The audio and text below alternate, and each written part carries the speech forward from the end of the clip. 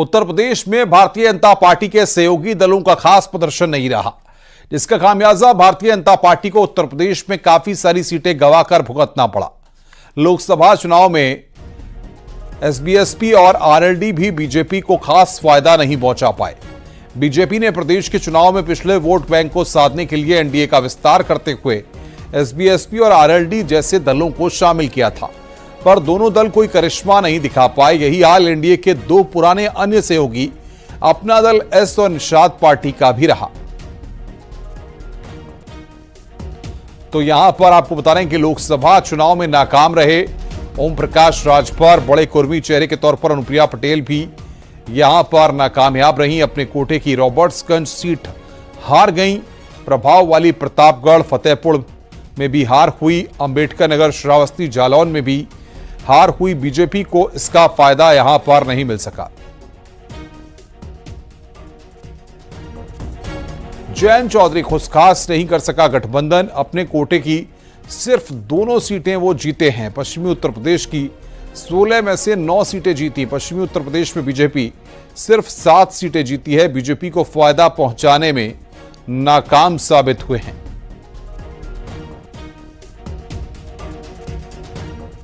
संजय निषाद, चुनाव में निषाद पार्टी का खराब प्रदर्शन रहा। संजय निषाद के बेटे प्रवीण निषाद हारे। निषाद वोट को जोड़कर नहीं रख पाए। एसपी की तरफ शिफ्ट हुआ निषाद वोट। चुनाव में निषाद पार्टी का खराब प्रदर्शन देखने को मिला।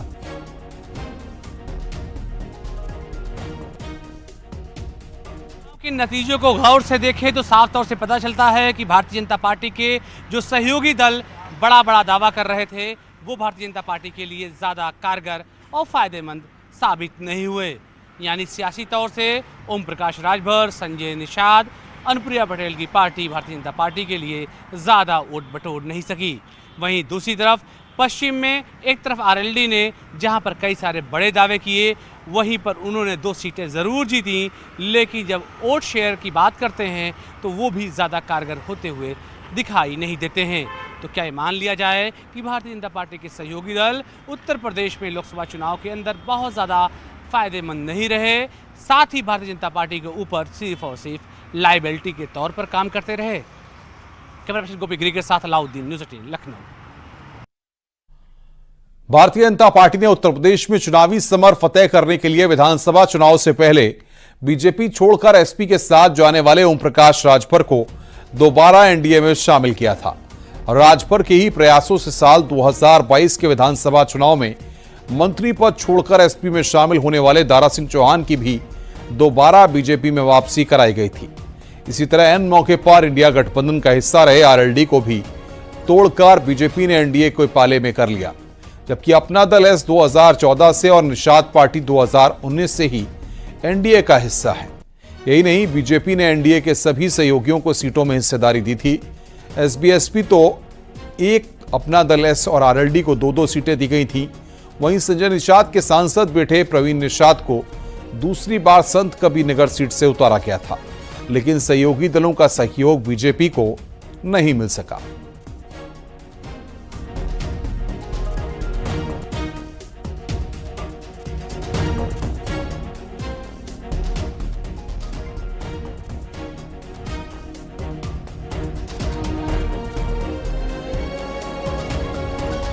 वहीं समाजवादी पार्टी ने आरोप लगाया कि उत्तर प्रदेश में बीजेपी के तमाम सहयोगी दलों का जनाधार अब पहले जैसा नहीं रहा। इस बार लोकसभा चुनाव में जनता ने उन्हें पूरी तरह नकार दिया।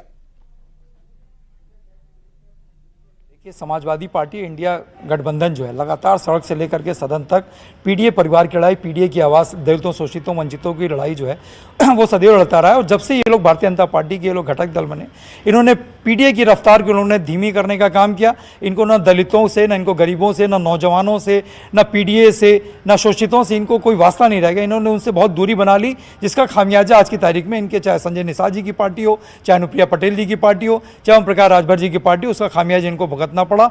उत्तर प्रदेश की देवतुल्य जनता ने दिखा दिया। गैर यादव पिछड़े वोट बैंक को रोकने में विफल रहे पिछड़े नेता। बीजेपी को उम्मीद थी कि इन पिछड़े चेहरों के सहारे गैर यादव ओबीसी वोट बैंक को अपने पाले में खींचने में मदद मिलेगी, लेकिन चुनाव परिणाम ने इन नेताओं के दावे को बेनकाब कर दिया। चुनाव परिणाम को देखा जाए तो इनके प्रभाव से अधिक दुष्प्रभाव ही सामने आया।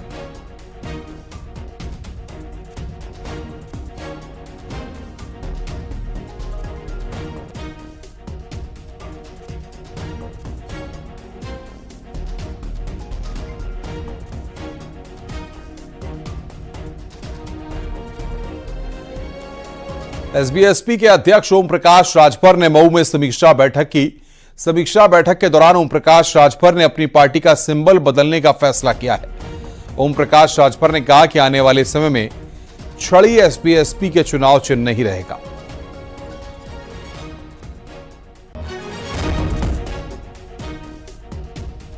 अपना सिंबल बदलना है। वो लोग कितने लोग तैयार हो जाए, हाथ उठाओ। आज से हम लोगों को अब छड़ी अपने दिमाग से निकालना है, ठीक ना? अब हम लोगों को उसका नाम नहीं लेना। अब आगे आने वाले दिनों में हम लोग चुनाव आयोग का जो फ्री सिंबल घोषित होता है उसमें से हम लोग बैठ करके चिंतन करके उस सिंबल लेके आ रहे हैं जल्दी 1 महीने के अंदर। तो फिर उसका हम लोग प्रचार करेंगे, क्योंकि हम लोग कई चुनाव में इसको झेले हैं। योगी सरकार में कैबिनेट मंत्री अनिल राजभर ने ओपी राजभर को सलाह दी है। अनिल राजभर का कहना है कि ओपी राजभर को अब सही मायनों में मंथन करना चाहिए। राजभर समाज के लोगों ने उनसे दूरी बना ली है। घोसी में निर्दलीय प्रत्याशी लीलावती राजभर को 45,000 राजभर के वोट मिले। बलिया में हमारे प्रत्याशी नीरज शेखर महज 15,000 वोट से हारे। ऐसा क्यों हुआ, उन्हें सोचना चाहिए।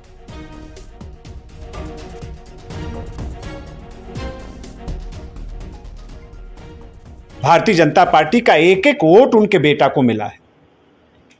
हमारे सभी कार्यकर्ताओं ने, पार्टी के सम्मानित नेताओं ने दिन रात प्रयास किया है। ठीक से अगर वो समीक्षा करेंगे तो उनको ये समझना चाहिए कि स्वयं हमारे समाज के लोगों ने उनसे दूरी क्यों बनाया। लीलावती राजभर जो निर्दल चुनाव लड़ रही थी, 45,000 वोट उनको मिला है। ये 45,000 लोग जो हमारे समाज के हैं, राजभर समाज के हैं, उन्होंने क्यों दूरी बनाया, ये आत्मचिंतन का विषय है। जहूराबाद से वो विधायक हैं, गठबंधन के हमारे प्रत्याशी नीरज शेखर जी, वहां 15,000 के वोटों से करीब हारे हैं चुनाव। ऐसा क्यों हुआ, इस पर सोचना चाहिए।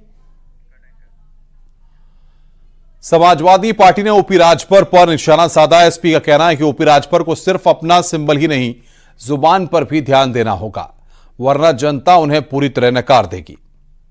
ओपी राजभर जी को मुझे लगता है कि सिंबल के साथ साथ अपनी बोली भाषा पे भी बहुत कुछ बदलाव करना पड़ेगा। जिस तरीके से बोलते हैं उनको उस पर भी बहुत कुछ लगाम लगानी पड़ेगी, उस पर भी बहुत कुछ कंट्रोल करना पड़ेगा उनको। जनता पार्टी के सहयोगी घटक दल बने तब से इनके ऊपर जो है इस प्रकार के बादल लगातार छाए रहते हैं। और आज की तारीख में तो इनका खुद का बेटा जो बुरी तरीके से समाजवादियों ने वहाँ पर घोसी में इनको बेटे को जिस तरीके से हराने का काम किया, तो इस तरीके के सवाल जवाब उठने तो लाजमी है। इस तरीके की अंदर खाने में बहुत सी चर्चाएं चल रही हैं कि ओपी राजभर जी को जो है मंत्रिमंडल से लोग बर्खास्त करने की बात कर रहे हैं। उत्तर प्रदेश में बीजेपी के खराब प्रदर्शन की समीक्षा हो रही है, जिसकी रिपोर्ट केंद्रीय नेतृत्व को भेजनी है। भारतीय जनता पार्टी के प्रदेश अध्यक्ष भूपेंद्र चौधरी क्षेत्रवार प्रत्याशियों के साथ उन्होंने मीटिंग की और वजह जानने की कोशिश की। आखिर उत्तर प्रदेश में परिणाम मन मुताबिक क्यों नहीं आए।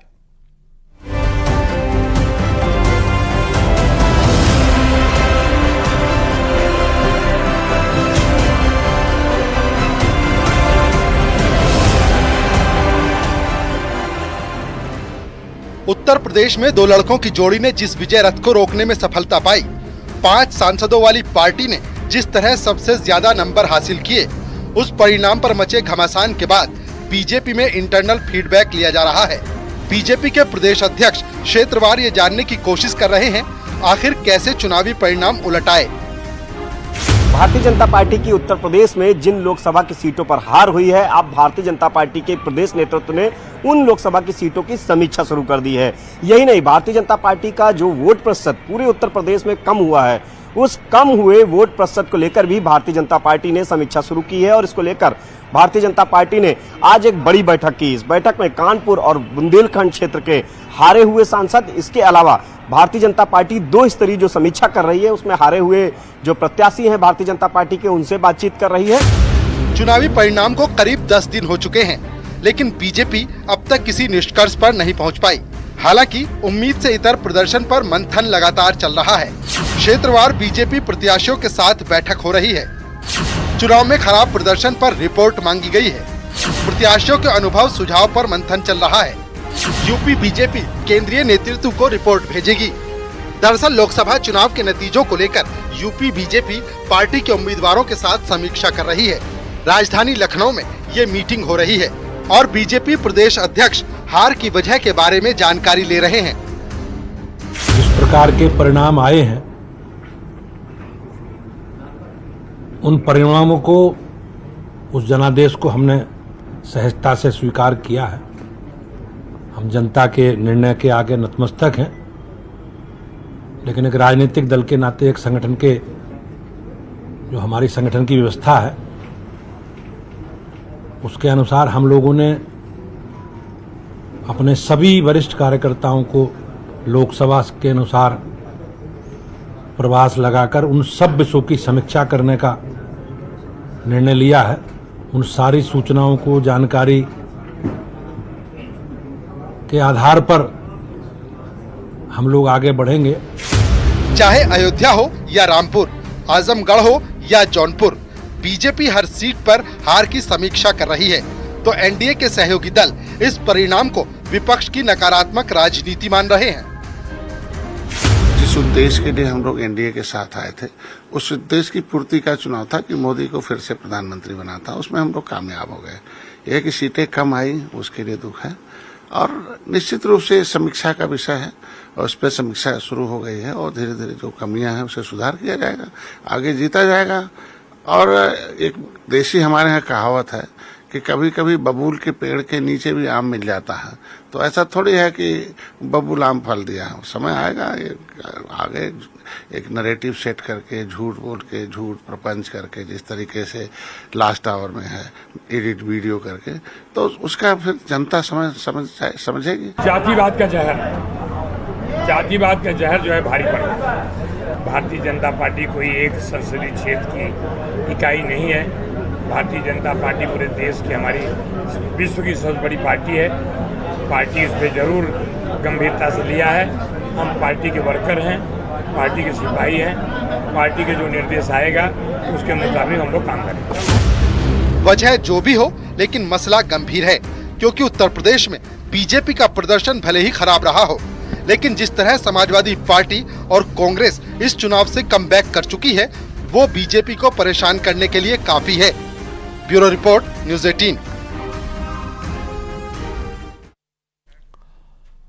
लोकसभा चुनाव की तरह उपचुनाव में राहुल गांधी अखिलेश यादव की जोड़ी की कामयाबी के सवाल पर उन्होंने कहा कि बीजेपी ने तानाशाही से सरकार चलाई, लोगों की जरूरतें पूरी नहीं हो रही थी, जनता ने मैसेज दे दिया है।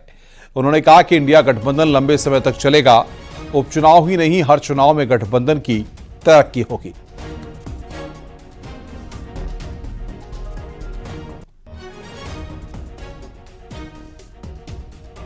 आज मदरसा यूनिफॉर्म में माशाल्लाह हमारे उलमाए कराम ने, हमारे सदर साहब ने और मौलाना तंजीम हसन साहब, सब लोगों ने एक इस्तकबालिया प्रोग्राम रखा है।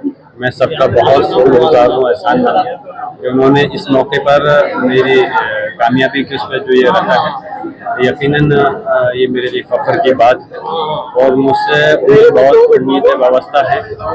मेरी कोशिश यही है कि क्योंकि दादाजी का भी यहाँ से एक अहम हमेशा जुड़ाव लगाव रहा है।